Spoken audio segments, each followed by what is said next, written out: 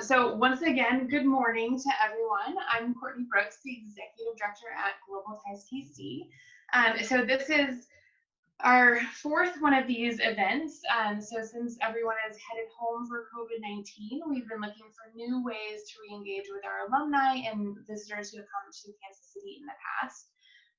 And so today we have the privilege of being joined by Dr. Agnieszka Pugacewiz. I'm going to mess it up again. Dr. Agnieszka from Poland. And she is going to be talking to us about life and entrepreneurship and innovation in Poland. So before we get going, a little bit of light housekeeping. We do plan to record and share today's call. We ask that you mute your microphones during the first half of the call, and then we'll have some time for dialogue and Q&A the second half. So let's get started. So Dr. Agnieszka coordinates the Entrepreneurship Lab at the University of Warsaw's DELab, an interdisciplinary research institute established in 2014 with the support of Google. She also conducts research on the digital economy and innovative industries, and is particularly interested in openness of public data and research, interdisciplinary scientific cooperation, entrepreneurship, startups, transfer of knowledge and skills between the university and their partners. And also joining us today from Kansas City as a co-host is Lauren Conaway, who has been on a lifelong journey of entrepreneurship as well. Her most recent endeavor is as the founder of InnovateHER. She moved full-time into this role last July. And InnovateHER is a membership-based LLC here in Kansas City designed to support systems around strong, diverse female and female identifying leaders. So excited to have both of you with us today. As a bit of background, Dr. Agnieszka was in Kansas City last March of 2019 on a woman in entrepreneurship focused international visitor leadership program. So she was able to go to a few different US cities, but was in Kansas City at a particularly important time in that they were here for a Kaufman workshop, but then also as a part of the Global Entrepreneurship Summit. So she'll be able to mention some details on what that was like in a bit. So with that, I will turn it over to you, Lauren. I'm so excited. So I'm going to try to say something that I've been working on, but dzień dobry, which is dzień dobry. Good morning in Polish, apparently. I've been working on that for quite some time, but I wanted to test that out. Dr. Agnieszka, thank you so much for being here with us today. I'm really excited to chat with you. So the first thing, I just kind of wanted to do that light housekeeping thing that you always do at the beginning of discussions, but you know, Courtney was kind enough to give a little bit of your background. Can you tell us how you came to be doing what you're doing and working within the university with startups and entrepreneurship and data and everything that you're doing? You're doing so much. Okay, good morning, everyone. Thank you for having me with you. I'm so happy to reconnect with the Kansas City community. I spent so lovely time 1 year ago, actually in the half of March, especially at the conference, Global Entrepreneurship Summit, when I met many people and I heard lovely stories about entrepreneurship in your community, in your area, and exchange ideas with local entrepreneurs. So regarding my career and connection of entrepreneurship, actually I started I think even as a student, because I was a co-founder of NGO, not only one, a few. First one was related to culture. So we had a cabaret that wanted to perform. It was not very funny cabaret, more related to literature. So we wrote our own texts and we had our own music. And then we performed our art at local districts of Warsaw. So we needed money for this to support our concerts, to also have other guests like older than us, so they brought more audience because they were already stars. So we founded association of young, let's say, young scene performers, and we were successful. So it was the first NGO. Then secondly, I joined the board of Solving Autism Foundation. So I'm also, it's very old foundation right now. I'm a vice president there. But I continued my career as a scientist at the University of Warsaw, usually in countries like ours in Central Eastern Europe. In Europe, we stay at the university where we graduate. The promoter, the professors advise us to go the path with the PhD. So it was international trade, actually. Not entrepreneurship, because entrepreneurship in Polish system is not really science. So usually if you want to research on entrepreneurship, you need to go for management studies, and it's inside this topic. So it's quite complicated in our system, but every experience counts. And now with the knowledge from international trade, I can do research on entrepreneurial women that engage in international trade. So this is my current project, actually. So after that, when the crisis hit United States, subprime mortgages crisis, 2008 and 9, I thought, well, my modeling, macro modeling is so complicated. I cannot go with this anymore, especially all these machines that model big data in economics not work well, because there is a huge influence of human factor with this economic forecasting. So I decided to go more into real economy. So I said, okay, can I join the experience and my knowledge as a scientist to do something more for my university? So I said to myself, well, this is good to expand the competences of students to more practical ones, because usually when the students study in Poland, they have very how to say it, extensive schedule for the week. They do a lot of theoretical studies, and always when you ask them what do they want to do more, they would say, oh, we need to do something in reality, outside the building. So I started to work on this project with Google, that came to the university a little bit further in 2014. And they allowed us with the funding grant to develop interdisciplinary research on digital economy and society, but also to develop entrepreneurial competencies at the university of various levels. So firstly, we invited companies to the university. We opened the premises of this big old university in Poland, the biggest one.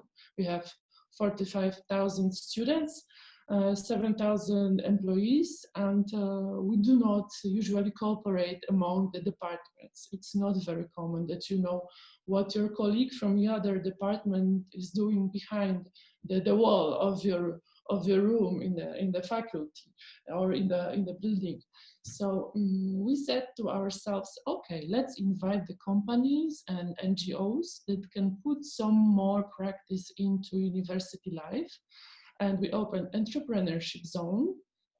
Then when the companies spend a little bit of their, not so big part of their time, but a part of their time, teaching students or PhD candidates, or doing common projects with scientists. I must say that in Poland we do not have big experience in joint research projects with industry. So we don't have many publications on this. So we wanted also to encourage the scientists to cooperate with the companies and to do something and then publish something, because usually in countries like ours, you are your performance as a scientist is measured by the publications, not by doing something else. So this is like 70% of the total performance measurement goes from the publication results. And it's easier actually to publish within your own, very narrow topic of science, not to mix with others. So, many of our scientists do the research this way. But in DELab, Digital Economy Lab, we were so lucky to create a multidisciplinary team. So we have scientists from sociology department, philosophy department, economics department. We also have competence in programming. So we can analyze big data. And this, we also have someone from law department. And this helps us to engage also in projects that are not only for theoretical science, but more applied science. So we do projects that are wanted by or asked by companies, NGOs, and public administration. So not only for the science, but also from outer world that needs us. And this went well. Actually, we have lots of new connections. We also put a lot of focus on networking, not only with the companies and outer world, but also inside the university. So the scientists could form more in multidisciplinary projects. And I thought it is interesting to check whether the university itself might be more entrepreneurial. So I followed this idea, and we did a like basic diagnosis if our university might be entrepreneurial. So I was also responsible for a kind of accreditation that is still going on for entrepreneurial and engaged university. Because going back to the entrepreneurship definition, we define it broadly. We say it's a ability to transform ideas and resources into action that brings value to other people. And this value component, it's not only capital value, financial value. It might be also cultural value, social value. So we do not discourage students that do not want to be businessmen, women, from engaging in entrepreneurship. So we found the way to engage, especially students, that they want to do more interesting things. They want to interact with people from business. So we invite people from business to teach the students at our new unit that is dedicated especially for entrepreneurship. So it was exciting 5 last years that we could a little bit change the curricula to offer more engaging programs for students, and to move the community of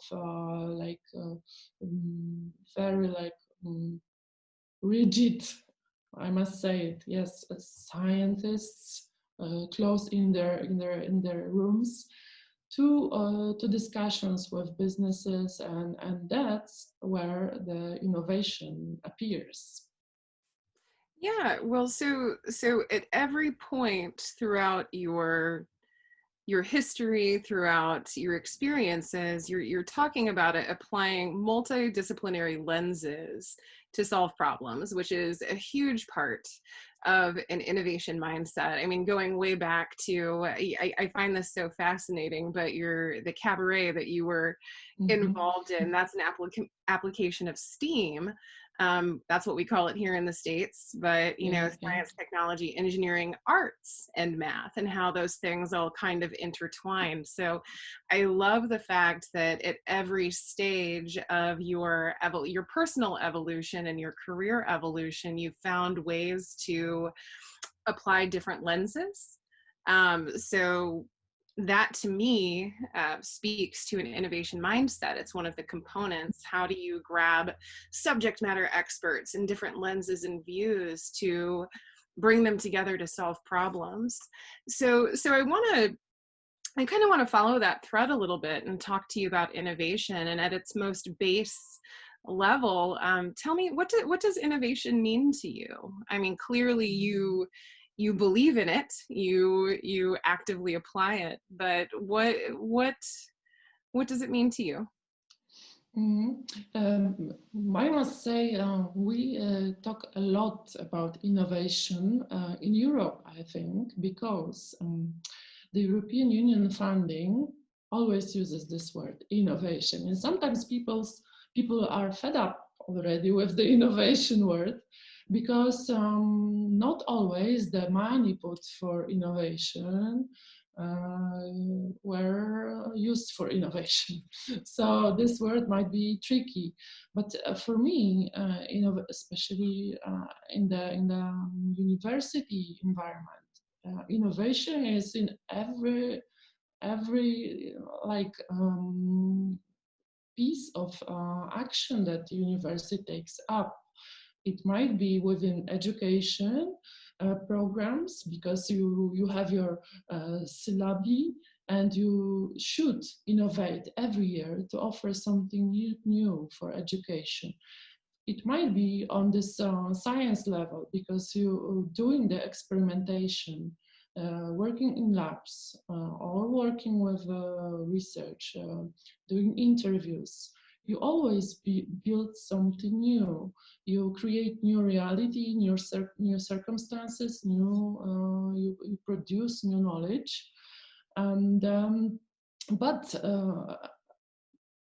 this knowledge that might be innovative, in my opinion, is not like just one topic that is researched to very narrow in very narrow teams. It should be somehow applied within broader context to be innovative. So sometimes I even think that engineers are better in putting innovation, because the products, the services that occur are just a set of already existing things put together and offered to the market, to the society. So it might be on various levels, but I would say that it's not just this theoretical innovation. It must be something that is needed by someone in some sense. Yeah. I don't know if it's good to, No, if it's clear. No, that's great. So you talked a little bit earlier about how you are kind of driving an innovation mindset within your university culture, which I think is incredible. But I'm going to kind of back us out a little bit and ask you to take the bird's eye view. How is Poland preparing to take its place within a globalized innovation culture? So first thing is, we have a very great potential for innovation, in my opinion, because the society is well educated. Like we have now about 40% of people with higher education, like Master of Arts or Master of Science already. Sometimes it's the value of this education is said it's not so high as before, but I'm sure that people who attend the universities, whatever, private, public, they get to know other people, they learn, they study, but they learn from them, from peers, and it's always very, very important to take up this kind of education. So first of all, Poland has the great potential in general competencies. Secondly, we have a good, I think, very good education in computer science. I also studied a bit of computer science, but I switched to economics. So I think that it is incredible knowledge that people get from the universities in computer science, in applied computer science, and we have very good coders, programmers, and those people who optimize the algorithms. And in this sense, most of the startups and spin-offs that operate in Poland take up this great opportunity of being here, having lower costs of employment and selling abroad, and having, you know, a very good ratio, profit ratio. And usually it is like that. There is a software house or a startup that wants to go global, wants to sell the services to developed countries, more developed countries, because in Poland the situation is like that, there's a big competition, lots of businesses competing with them, with each other, with one another in every branch, and the market is very big. So the thing that matters is always price, and the price wins in Poland because of the 38 million people population. Compared to other countries in Europe, of course not to the US, but this is quite big country and big market.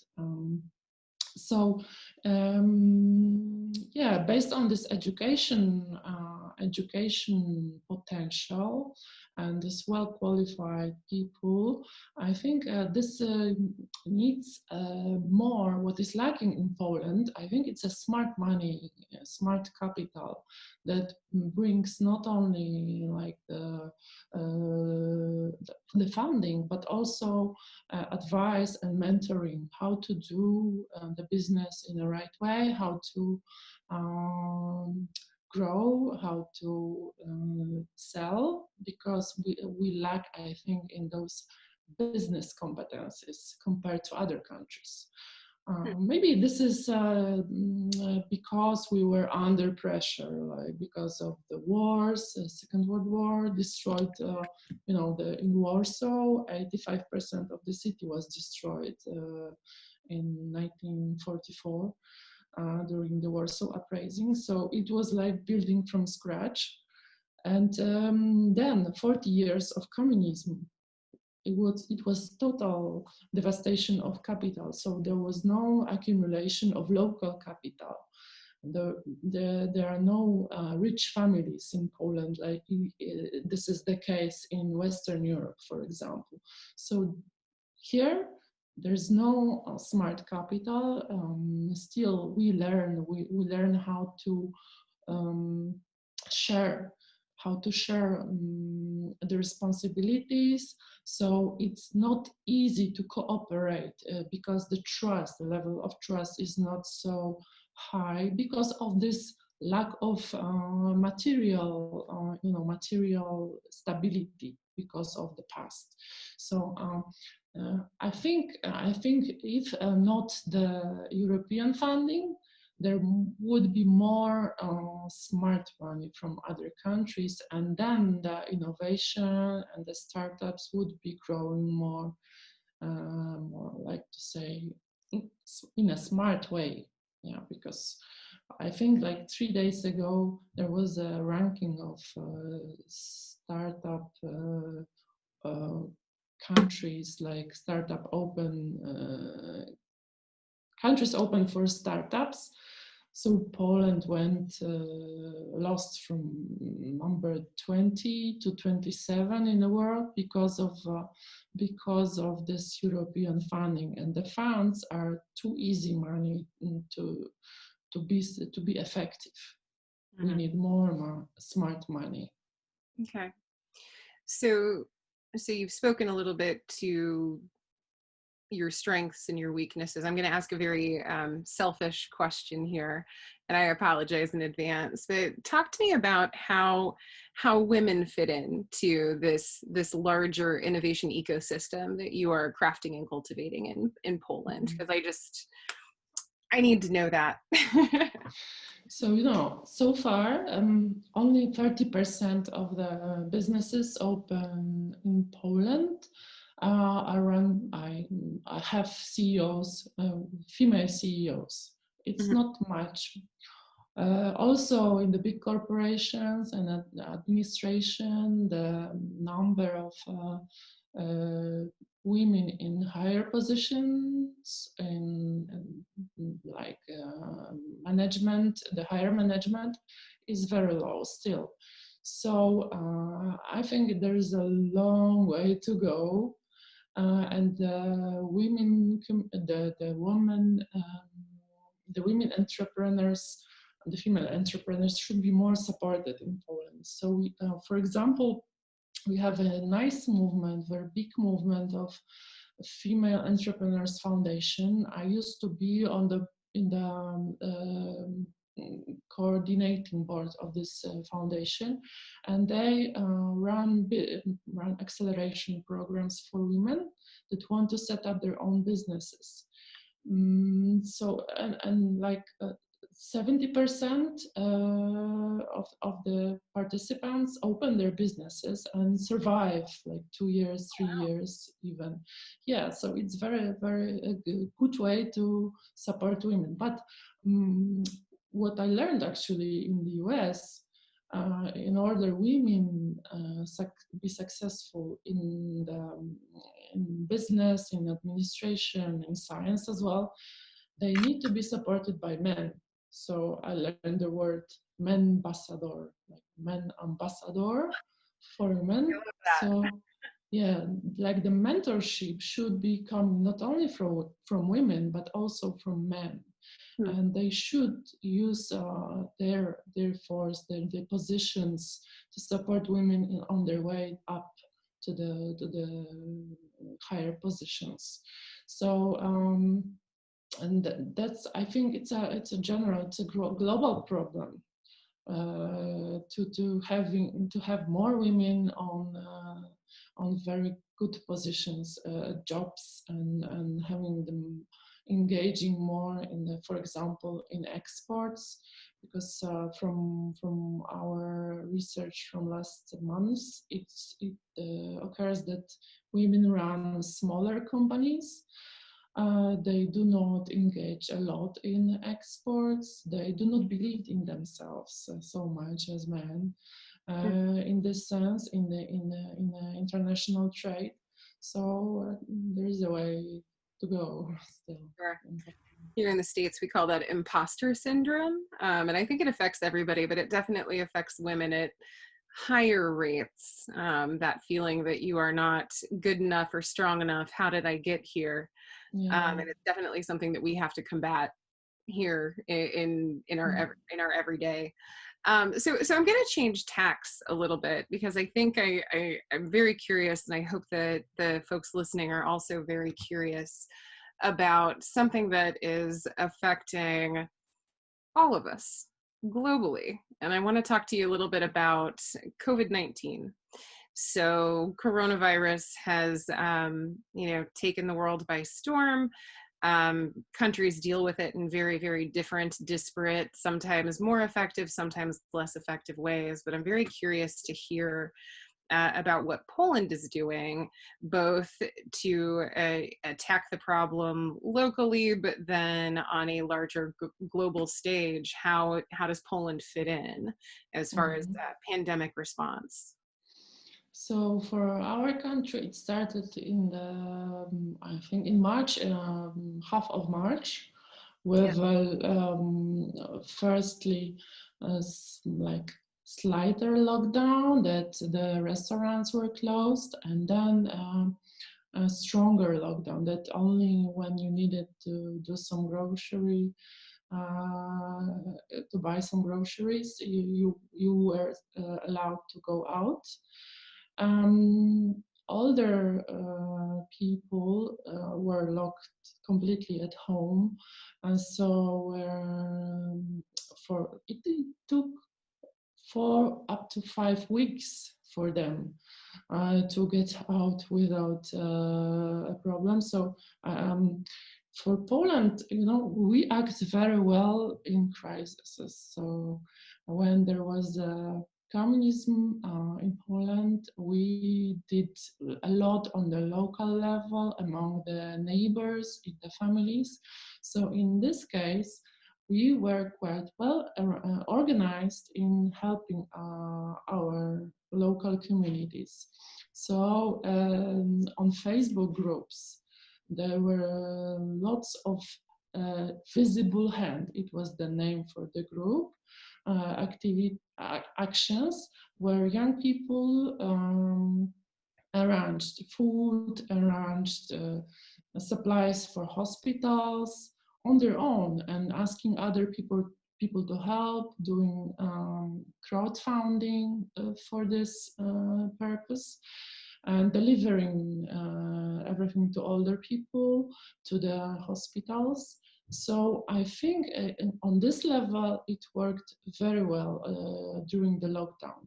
Now, when we go outside for a week already, it's even allowed to go without the mask. So we can go easily to the parks, on the streets. We just need to stay inside the building, inside the public transportation. We need to keep distance, 2 meters from one another, from each other. So now it feels like it's all gone, but on the other hand, the numbers do not say that this is already over, because still there are every day around 100 on average people get ill. There are still people dying because of coronavirus, and some other illnesses as well, because we do not get the transparent data if it is coronavirus cause or coronavirus plus other illnesses. So, but people in Poland are, if you ask them, okay, stay at home, work from home, do not go outside because it's dangerous. So we stayed. There were empty streets, empty places. We just went for shopping. Even my friends who are young didn't go outside because they ordered everything through internet from the local shop. And the local shop invented the new service, the online service. So they adjusted very quickly. So, but now when they said, okay, it's a third stage of easing the lockdown, everyone behaves the opposite way. So people got there, they go to the river, they spend time together. So we don't know actually if it's a good behavior, or if maybe soon the second phase of the coronavirus, like getting ill because of coronavirus, so the numbers will grow. So there is still a lot of how to say it, we don't feel much informed. People do not believe much if the numbers are stable. So what is always so interesting to me about opportunities like this to engage with, people not necessarily in your sphere is that there is so much that unites us as far as attitude. I mean, we're experiencing the exact same thing here in the United States. There are contingents of people who are on lockdown, but then there are those contingents of people who are like, it's fine, go out. We don't really know what's going on, so I'm going to go, get my hair cut. So I just always find that really fascinating. So I know that entrepreneurship and startups is a passion of yours. Are you seeing anything interesting? One of the things that we experienced here in the States and are still experiencing is a lot of startups and entrepreneurs started pivoting to create solutions to things like contact tracing, easy testing, scalable face masks. So are you seeing any startup or entrepreneurial activity related to COVID-19? Yeah, even at the university, we have 3D printing machines at the Faculty of Physics, and the students engaged in producing this, how do you call it, visors? Like shields, in front of their face. So, and they were delivering it to the next, to the hospital next, near on the street. So they did it during the lockdown. Even they were working, and I know that there are some companies they stopped selling because they had like a variety of products, and they found out that there are no clients for the product because of coronavirus, of any products. But they focused on one of the products that could be helpful in this specific application for coronavirus, to produce a specific layer of antibacterial layer to put on subjects, on objects. Sorry, and they now have new contracts for this. So if the companies pivot, as you said, I think they could find a better way. Even maybe they will just stay in this specific production for longer, even after the pandemic. So I think the crisis is always an opportunity time for companies who want to reach new levels of development. And I love the book, maybe you know, by Nassim Taleb, Anti-Fragile. If something is ready for changes, it takes advantage of crises. So it's amazing how the companies can adjust and even be better, perform better afterwards. That is fascinating. Thank you so much for sharing that. So I'm going to confirm this with Courtney and Sarah, but I think we are almost getting ready to move into our open Q&A portion. Is that right, ladies? Yeah, and I know Lillian had your hand up earlier. Did you have a question or a comment?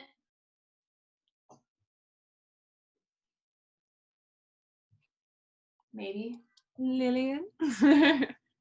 Well, so I was maybe Lillian will come back. I was going to ask, I think that Sarah and Courtney, who, first of all, thank you so much for putting this together. This has been great.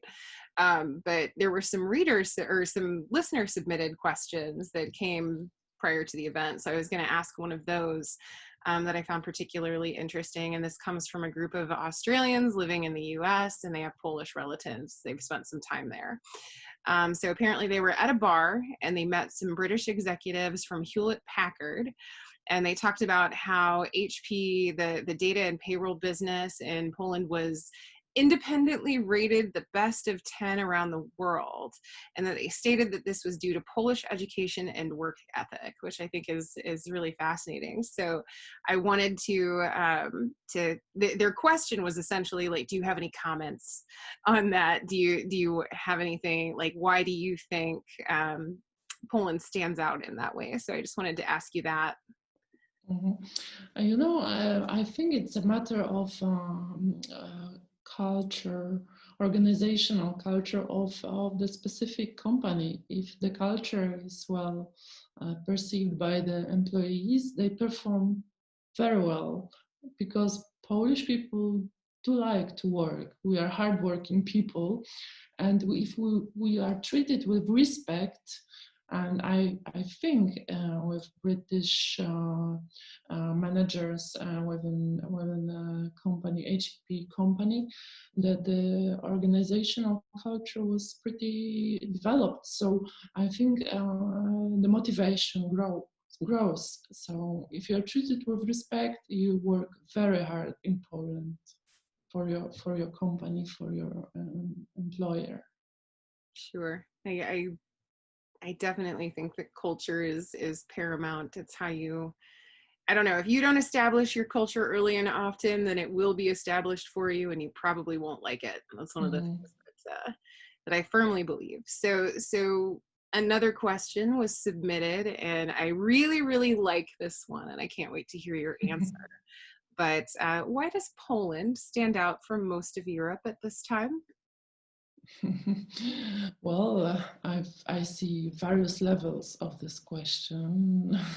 I think at this time, maybe it's about not only the coronavirus time, but also the whole year and the previous years, because the GDP, gross domestic product, grew the fastest in Europe, in Poland, so around 5% of growth compared to average of 2% in other European countries. So in this terms, we take advantage of the funding. We sell a lot abroad. 60% of the GDP is based on exports. So yeah, we work hard to grow the economy, to have the economy on a solid level. And maybe another level of this question could be also political. I don't know if you are aware that we were supposed to have elections, presidential elections, on 10th of May, but due to some tensions between ruling party and the opposition, it was not possible to arrange the elections, especially as the elections were supposed to be done by post during the lockdown. So maybe it was funny a little bit that we didn't make it. We put some money into printing the cards, and we didn't have the elections.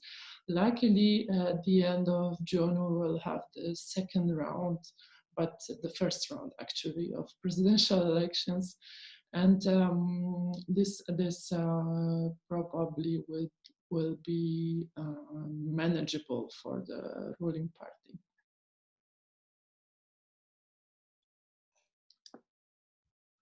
And then I had a question. I was hoping you could talk for a couple minutes about your time in Kansas City last year, what it was like, and specifically the Global Entrepreneurship Summit. That was a very unique event. And if there was anyone you met or anything that you saw that was particularly of interest to you. Mm-hmm.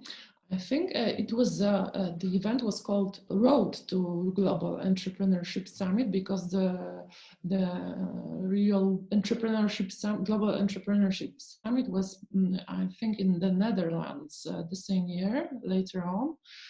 And I was amazed how big community of businessmen, of businesses, of administration, of politicians arrived at the conference. We were in a group of 22 women from different countries at the conference, so we could exchange the ideas after listening to the presentations, but also we were voicing our questions during those presentations. There was one on specifically on investment, VC investment in by women and in female enterprises. So we were there, And we met so lovely people. We exchanged ideas about the situation in countries. We talked with businessmen, with especially a lot of family businesses were there, and were telling about innovation going on in the community of Kansas City. So it was amazing today's event. But also for us, especially for the entrepreneurs from the group, the one-day workshop at the Kaufman Foundation, Fast Track to Innovation, was really helpful because it was done perfectly as a structure, step by step, going through the questions, and I think it helped to develop the businesses. So it was amazing experience. We also had the chance to listen to a jazz concert live in one of the old cafes in your city, which was very lovely.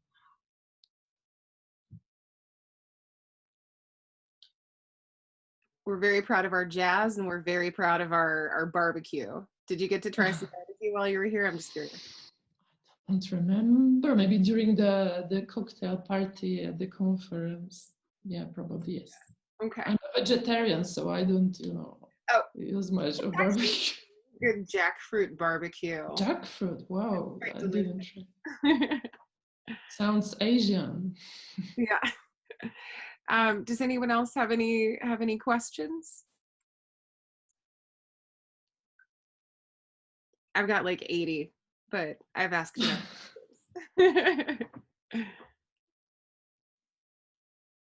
Well, sir, I'll go ahead. Oh, Erin, did you have one? Yeah, if I unmute myself real fast. I was curious how people in Poland are responding to the protests in the United States. Yes, so today, just before our talk, there was a protest in front of the US Embassy in Warsaw, one of the main streets of the city.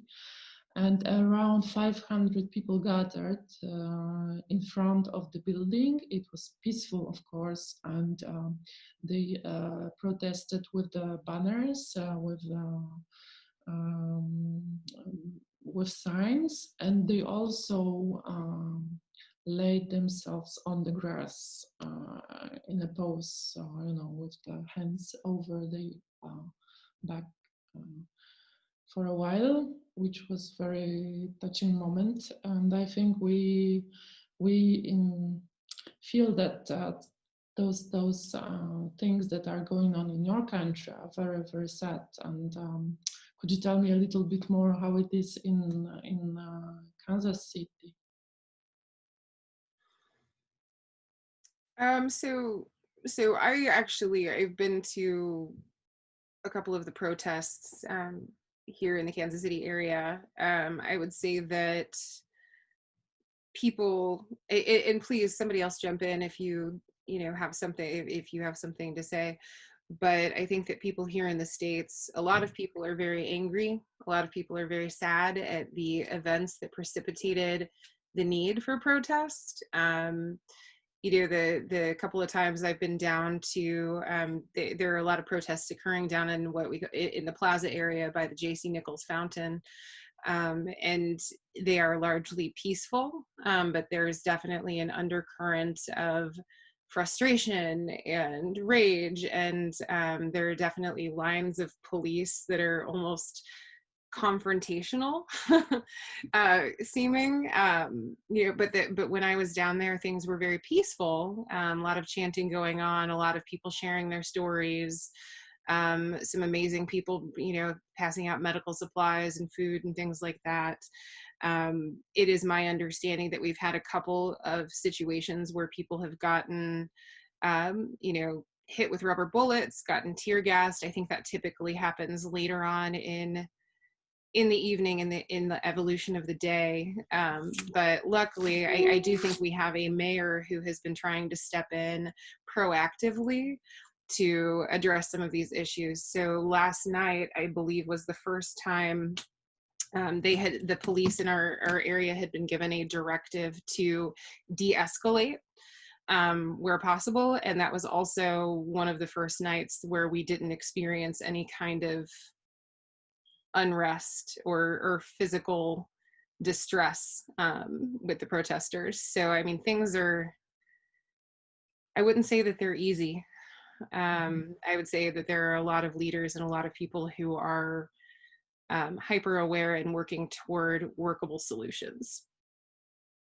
Does anybody else have anything to add? That's just my experience of it. And I apologize, the mailman's here, so I'm going to mute myself. I just wanted to add, I feel like there's a lot of mistrust between communities and police, as well as fear on both sides.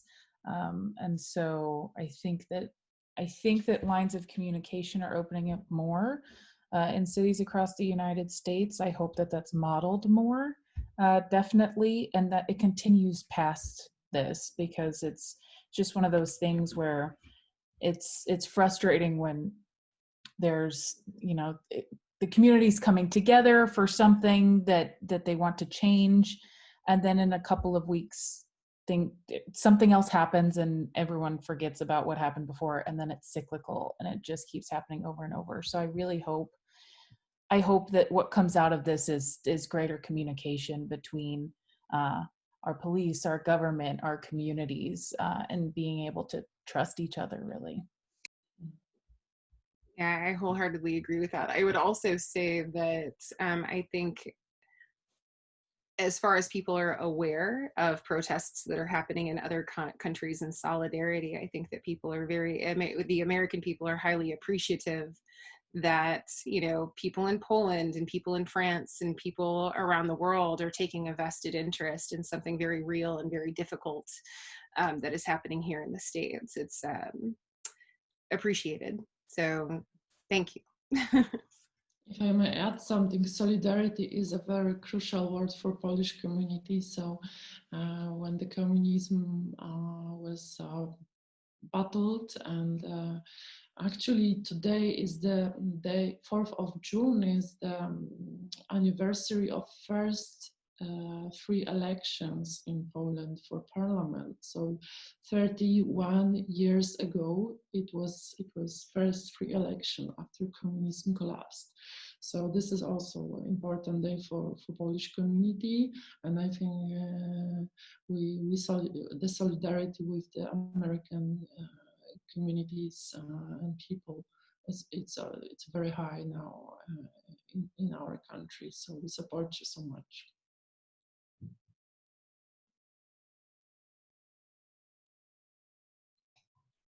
Well, thank you so much for that. And thank you again for all of your time for today, and for sharing stories about your journey and life in Poland at the moment. These conversations are so uplifting and so wonderful, as Lauren mentioned earlier, to realize that we're all humans across the globe, all dealing with similar and different things, but being able to talk and to connect as human beings is a privilege, and we thank you so much for your time today.